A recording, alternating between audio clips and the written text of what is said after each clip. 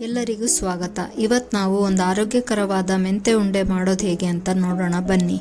ಇದನ್ನು ದಕ್ಷಿಣ ಕನ್ನಡದ ಕಡೆ ಋತುಮತಿಯಾದ ಹೆಣ್ಣುಮಕ್ಕಳಿಗೆ, ಬಾಣಂತಿಯರಿಗೆ, ಗರ್ಭವತಿಯರಿಗೆ ಈ ಉಂಡೆನ ಹೆಚ್ಚಿನ ಅಂಶ ಕೊಡ್ತಾರೆ.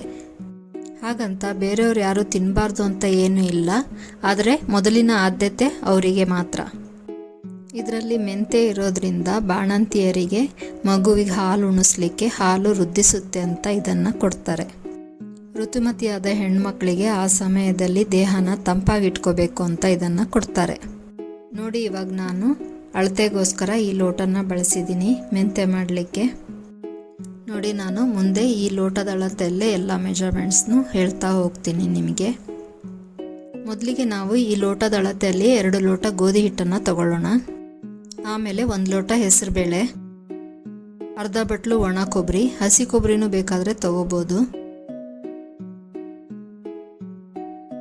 2 ಲೋಟ ಬೆಲ್ಲ, 1 ಹಿಡಿಯಷ್ಟು ಬಾದಾಮು, 1 ಹಿಡಿಯಷ್ಟು ಗೋಡಂಬಿ, 4 ಏಲಕ್ಕಿ. ಆಪ್ಷನಲ್ಲು, ಬೇಕಾದರೆ ತಗೋಬೋದು, ಇಲ್ಲಾಂದರೆ ಸ್ಕಿಪ್ ಮಾಡ್ಬೋದು. ತಗೊಂಡ್ರೆ ಟೇಸ್ಟು ಹೆಚ್ಚಿಸುತ್ತೆ. 1 ಲೋಟ ತುಪ್ಪ, 1/4 ಲೋಟ ಮೆಂತೆ ತಗೋಬೇಕು. ಮೊದಲು ಅದನ್ನು ಮೆಂತೆ ಹುರ್ಕೊಳ್ಳೋದನ್ನ ಒಂದು ಪ್ಲೇಟಿಗೆ ತೆಗೆದಿಟ್ಕೊಳ್ಳೋಣ. ಈಗ ಹೆಸರುಬೇಳೆ ತಗೊಂಡಿದ್ವಲ್ಲ ಅದನ್ನು ಹುರ್ಕೊಳ್ಳೋಣ. ಅದು ಸ್ವಲ್ಪ ಕಲರ್ ಚೇಂಜ್ ಆದ ತಕ್ಷಣ ತೆಗೆದಿಟ್ಕೊಳ್ಳೋಣ. ಈಗ ಗೋಡಂಬಿ, ಬಾದಾಮು, ಏಲಕ್ಕಿನ ಹುರ್ಕೊಳ್ಳೋಣ. ಹುರ್ಕೊಂಡಿರ್ತಕ್ಕಂಥ ಮೆಂತೆ, ಹೆಸರುಬೇಳೆ, ಗೋಡಂಬಿ, ಬಾದಾಮು, ಏಲಕ್ಕಿನ ಮಿಕ್ಸಿ ಜಾರ್ನಲ್ಲಿ ಆರಿದ ನಂತರ ಪೌಡ್ರ್ ಮಾಡಿಟ್ಕೊಳ್ಳಿ.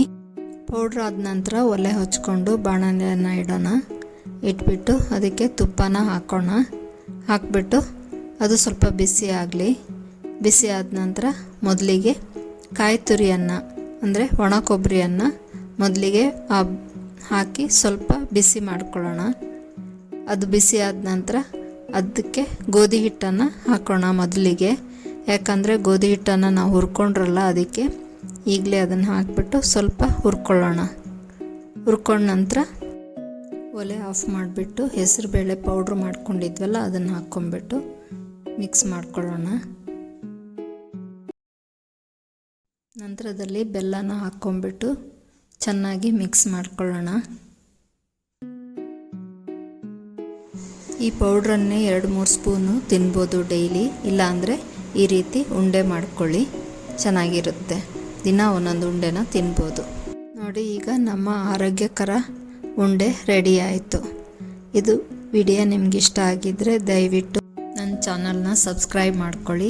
ಹಾಗೆ ಒಂದು ಲೈಕನ್ನು ಕೊಡಿ, ನೋಟಿಫಿಕೇಷನ್ನ ಆನ್ ಮಾಡ್ಕೊಳ್ಳಿ, ಹಾಗೆ ಶೇರ್ ಮಾಡಿ. ನನ್ನ ಈ ಥರ ವಿಡಿಯೋಗಳನ್ನು ವೀಕ್ಷಣೆ ಮಾಡಿ ಪ್ರೋತ್ಸಾಹಿಸಿ.